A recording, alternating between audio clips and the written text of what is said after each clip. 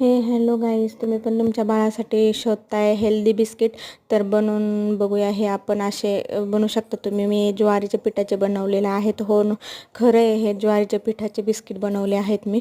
तर चला बनवूया. आणि ह्याचप्रमाणे सगळं प्रमाण घ्यायचं वाटीच्या प्रमाणे. तर मी सांगत आहे तुम्हाला.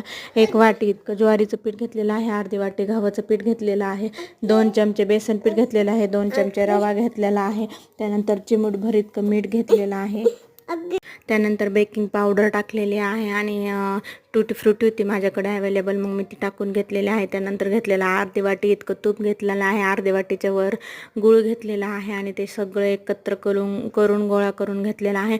आणि एकसारखे बिस्किट हवे त्यामुळे मी 1 चमचा घेतलेला आहे, आणि त्यामध्ये मेजर करून त्याच आकाराचे सर्व गोळे तयार करून घेतले.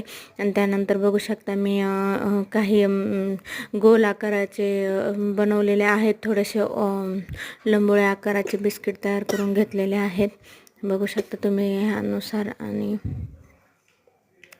तुम्ही अशा पद्धतीने सर्व बिस्किट तयार करून घेऊ शकता. तुम्हाला हवे ते आकार देऊ शकता तुम्ही.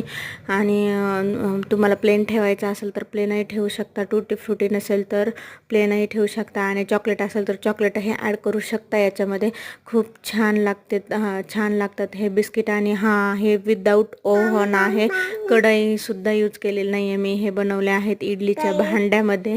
तर बघू शकता मी अशा पद्धतीने सर्व बिस्किट तयार करून घेतलेले आहेत. त्यानंतर बघू शकता. आणि त्यानंतर मी इडलीचं भांडं ठेवलेलं आहे गरम व्हायला, आणि त्यामध्ये सर्व भांड्यांमध्ये एक बिस्किट मी ठेवून घेतलेलं आहे. त्यानंतर मी आता हे बेक करण्यासाठी ठेवणार आहे, आणि एकदम स्लो मंद आचेवरच आपल्याला बेक करून घ्यायचे आहेत बिस्किट. तर त्याशिवाय ते छान होणार नाहीत. आणि बघू शकता तुम्ही हे फायनली बिस्किट झालेले आहेत तयार. मी हे काढून घेतलेले आहेत, आणि बघू शकता तुम्ही इतके छान झाले होते बिस्किट, खूप छान झाले होते. आणि तुम्ही तुमच्या बाळाला देऊ शकतात. एकदम हेल्दी आहेत हे बिस्किट.